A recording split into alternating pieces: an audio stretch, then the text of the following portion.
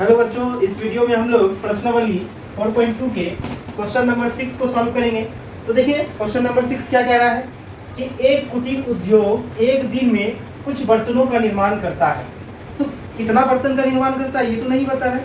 बोला कि एक छोटा मोटा उद्योग है जो क्या कर रहा है कि एक दिन में जो है कुछ बर्तनों का निर्माण कर रहा है। तो सबसे पहले हम लोग क्या कर लेंगे, मान लेंगे माना कि X वस्तु यानी बर्तन का वस्तु का निर्माण करता है। यानी X वस्तु का निर्माण कौन कर रहा है? ये जो कुटीर उद्योग है वो कर रहा है। ठीक है, आगे क्या बोल रहा है, एक विशेष दिन यह देखा गया कि प्रत्येक नग की निर्माण लागत, देखिए नग क्या होता है, उसको जो पकड़ने वाला होता है, यानी कोई अब वस्तु है उसको पकड़ने के लिए तो उसको एक बनाया जाता है सेट, तो उसको नग कहा जाता है।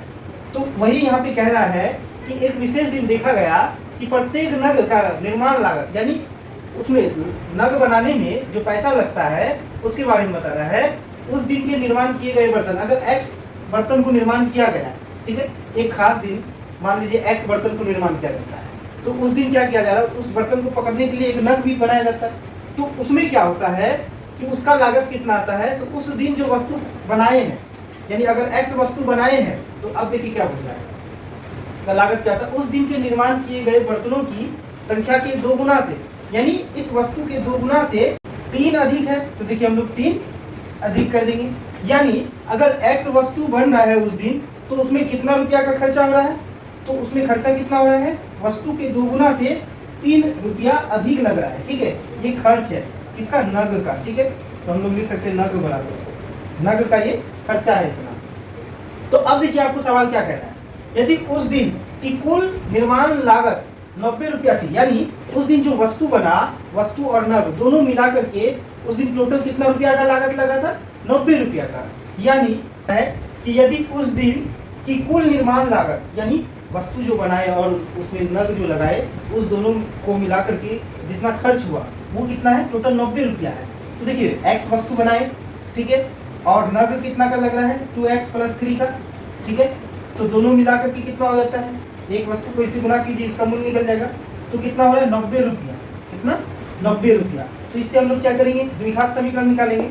इस X को 2X से गुना कीजिए तो कितना हो जाएगा, 2x² प्लस है तो प्लस, X को 3 से गुना कीजिए 3x बराबर 90 है तो 90 हो जाएगा।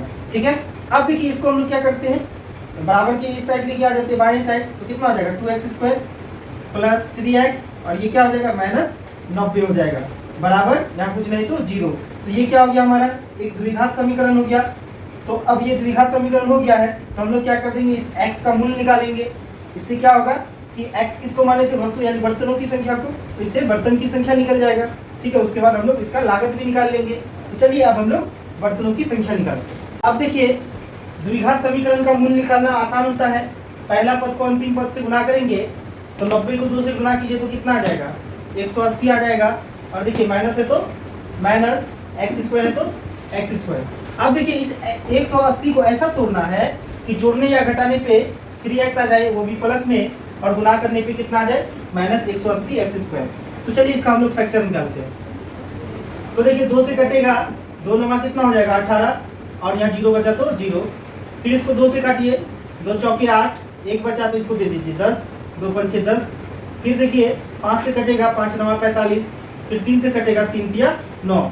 अब देखिए हम लोग को ऐसा गुणनखंड निकालना है जिसको जोड़ने या घटाने पे कितना आना चाहिए, 3 आना चाहिए। तो देखिए 5 तिया कितना हो जाएगा, 15, और 2 दूनी 4, और 4 तिया कितना हो जाएगा, 12। तो इसका कितना हो गया, 5 तिया 15, और 2 दूनी 4, और 4 तिया कितना हो गया, ये 12। तो 15 में से 12 घटेगा तो कितना, 3 आएगा ना, 15 में से 12 घटेगा तो 3 आ जाएगा।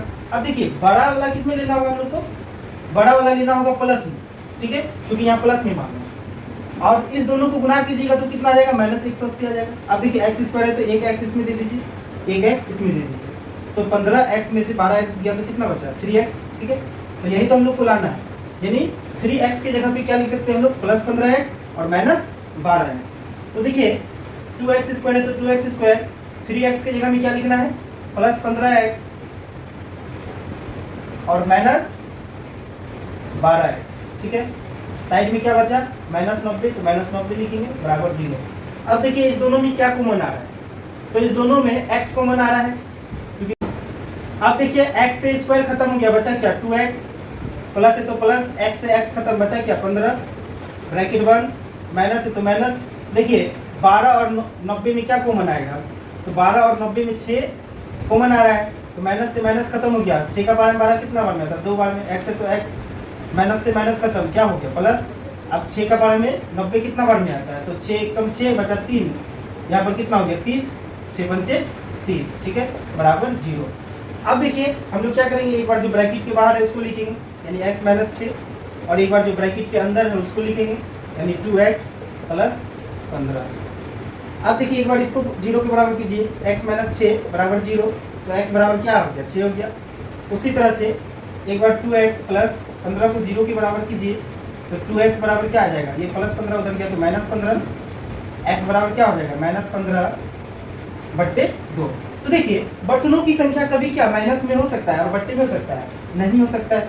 तो संख्या किस में होगा, तो वो जो प्राकृतिक संख्या होता है, गिनती की संख्या, उसमें होगा, 1 2 3 4 5 6 इसमें होगा, यानी x का मान यानी बर्तनों की संख्या कितना निकल गया 6 निकल गया, ठीक है।